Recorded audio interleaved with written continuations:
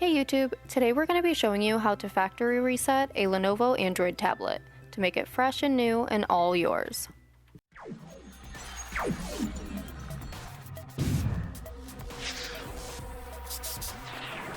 TecXpansion. First, we're going to go to the app drawer. Usually, you can just swipe up to access that. Then in the search bar, start typing settings and that should pop right up. Open the settings app, then begin typing reset to open the reset settings on your tablet.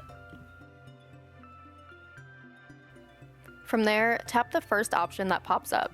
It'll bring you to a new page where you will scroll straight to the bottom and choose the Erase All Data option. It will prompt you to put in your password if your tablet is password protected, and then confirm you'd like to erase all data.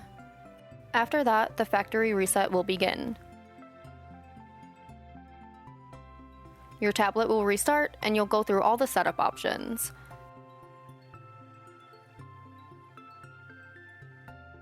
If this video helped you, leave a comment and a like on this video, and share it to others that may need it as well. Don't forget to check out our cousin channel, Azukama, where all the latest in gaming is happening, and join the Discord channel while you're at it too.